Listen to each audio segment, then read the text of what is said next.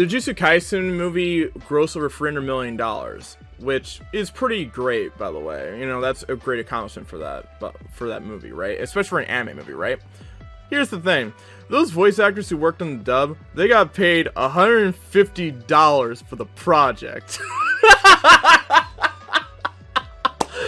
Oh boy, oh boy, Crunchyroll, what is you doing, baby? What is you doing?